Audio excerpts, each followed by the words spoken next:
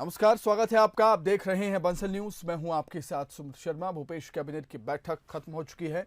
इस बैठक में कई अहम प्रस्तावों को मंजूरी मिली है। इनमें से कुछ खास प्रस्ताव हम आपको बता रहे हैं। गोबर खरीदी से बने खाद की विक्रय नीति बन गई है।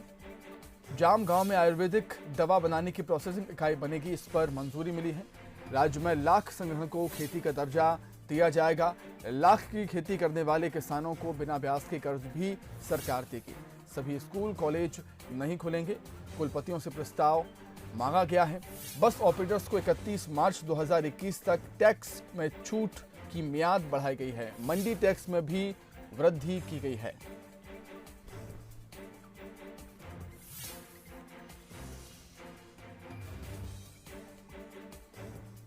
तो काफी लंबी ये बैठक चली। भूपेश कैबिनेट की बैठक थी जो आखिरकार अब खत्म हुई है। धान खरीदी शुरू होनी है 1 दिसंबर से छत्तीसगढ़ में, और धान खरीदी को लेकर भी इस बैठक में चर्चा हुई। कई अहम प्रस्तावों को मंजूरी इस अहम बैठक में मिली है। तो चलिए, क्या कुछ प्रस्ताव रहे जिन पर मंजूरी रही इस बैठक में, उसे हम जानेंगे और सीधे रुख करेंगे हमारे विशेष संवाददाता मोहन तिवारी का। मोहन, काफी अहम बैठक थी। धान खरीदी से पहले कई अहम प्रस्ताव रहे जिनको मंजूरी मिली है। देखिए 18 प्रस्ताव रहे जिन्हें कैबिनेट ने अपनी मंजूरी दी है, जिसमें सबसे अहम रहा धान खरीदी को लेकर जो व्यवस्था है उसकी समीक्षा की गई। महत्वपूर्ण निर्णय लिए गए हैं। इसके अलावा शहर से जुड़े हुए, औद्योगिक विकास से जुड़े हुए, मंडी टैक्स से जुड़े हुए, इस तरीके से एक लंबी फहरिस्त है जिन फैसलों पर आज मोहर लगी है। हमारे साथ मंत्री रविंद्र चौबे जी मौजूद हैं, उनसे जानते हैं। सर, सबसे महत्वपूर्ण क्या क्या फैसले रहे जो जनता के फायदे के? बहुत सारे निर्णय हुए हैं, लेकिन मुख्य रूप से अभी छत्तीसगढ़ की जरूरत थी छत्तीसगढ़ के किसानों की धान खरीदी। मंत्रिमंडलीय उप समिति ने जो निर्णय लिया, और छत्तीसगढ़ के किसानों के लिए हमने छत्तीसगढ़ में लगभग 21 लाख से अधिक किसानों का पंजीयन किया हुआ है। पिछले साल की तुलना में 1 लाख हेक्टेयर जमीन का ज़्यादा पंजीयन हुआ है। तो किसानों की धान खरीदी करेंगे। लगभग 90 लाख मीट्रिक टन से अधिक की धान की हमको खरीदी करना है। उसके अलावा विकास के सारे प्रस्ताव थे जिसको मैंने आपको लंबा अभी प्रेस कॉन्फ्रेंस के माध्यम से दिया है। छत्तीसगढ़ के किसानों के हित में आज काफ़ी कुछ महत्वपूर्ण निर्णय हुए हैं। ये कहा जा रहा था कि स्कूल खुल जाएंगे, इसके लिए आप लोग ने क्या प्रस्ताव? स्कूल का तो कोई प्रस्ताव खुलने के बारे में नहीं था। महाविद्यालयों के बारे में आज चर्चा हुई है। हमने सारे वाइस चांसलर से रिपोर्ट मांगी है कि भौतिक उपस्थिति छात्रों का करने के संदर्भ में, चूँकि दिल्ली में विश्वविद्यालय खोले गए थे लेकिन संक्रमण के चलते फिर से बंद कर दिया गया है, वैसी स्थिति ना हो। लेकिन छत्तीसगढ़ में अभी संक्रमण जैसा थम सा गया है, तो ऐसी स्थिति रहेगी तो आने वाले समय में कब हम कॉलेजेस प्रारंभ कर सकते हैं, इसके बारे में आज चर्चा हुई है। गोबर खरीदी को लेकर अब नीति बन गई है। किस तरीके से गोबर की खाद? गोधन न्याय योजना हमारी बड़ी महत्वाकांक्षी योजना है। अब हमारे गोठानों से वर्मी कंपोस्ट बन करके निकलना शुरू हो गया है, तो उसकी बिक्री का काम शुरू हो गया है। तो कोई नियम कायदे कानून के तहत उसकी बिक्री रुक मत जाए, इसलिए संस्थाओं से हमने कहा है कि उससे ऊपर हट करके जो भी शासकीय संस्थाएं हैं, किसान खरीदी करेंगी तो सीधा खरीदी कर सकते हैं। उसके अलावा भी गोधन न्याय योजना के तहत, क्योंकि छत्तीसगढ़ में लगभग 5000 गौठान निर्मित और निर्माणाधीन है, और केवल 1 साल में हम 11,000 से भी अधिक गौठान बनाने जा रहे हैं।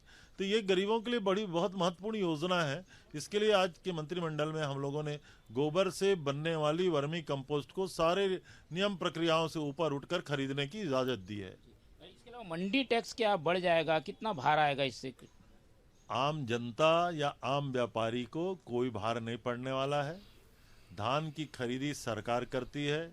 मार्केट के द्वारा एफसीआई के लिए उसका कस्टम मिलिंग करके हम चावल उत्पादन करते हैं।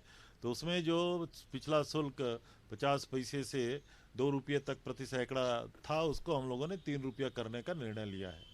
ये रायपुर में पुराना गोल बाजार है, अब किस तरीके से विकसित करने के संबंध में फैसला हुआ? अब जो भी पुराने स्पॉट है जिसका कमर्शियल उपयोग हो सकता है, ज़्यादा से ज़्यादा उसको आकर्षक बनाया जा सकता है। जैसे जवाहर बाजार को किया गया है, वैसा आज कैबिनेट में निर्णय हुआ। नगर पालिक निगम रायपुर को बाजार को सौंपेंगे और मुख्य सचिव की अध्यक्षता में एक कमेटी बनेगी। उसकी किस तरीके से फाइनेंशियल उसमें इम्प्लीमेंटेशन होगा, किस तरीके एप्लीकेशंस होंगे, किस तरीके से उसका हम मार्केटिंग करेंगे, ये सब तय करने का लेकिन आज निर्णय लिया गया कि उसको हम जैसे जवाहर बाजार को बनाए उस तरह गोल बाजार को भी एक भव्य व्यावसायिक परिसर के रूप में हम निर्मित करेंगे। तो आपने सुना महत्वपूर्ण जो कैबिनेट के बैठक के फैसले हैं, उसमें हमने देखा कि गोबर खरीदी से जो खाद है उसकी बिक्री को लेकर एक नीति बन गई है। लाख को खेती का दर्जा जो है वो सरकार ने दे दिया है। इसके अलावा जो शहर का गोल बाजार है जो पुराना, उसके पुनर्निर्माण की राह खुल गई है और पूरे ज़मीन को नगर निगम को आवंटित कर दिया गया है।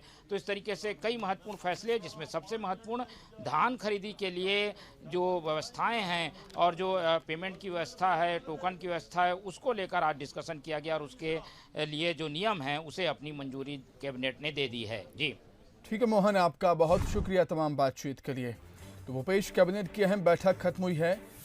18 बिंदुओं पर इस बैठक में चर्चा हुई और आज छत्तीसगढ़ी राजभाषा दिवस है और इसी मौके पर आज जो भी प्रस्ताव चर्चा के लिए रहे थे बैठक में, उन प्रस्तावों पर छत्तीसगढ़ी भाषा में ही चर्चा हुई है। चूँकि हम देखते आए हैं कि सीएम भूपेश बघेल छत्तीसगढ़ी संस्कृति को शुरू से ही बढ़ावा देते हुए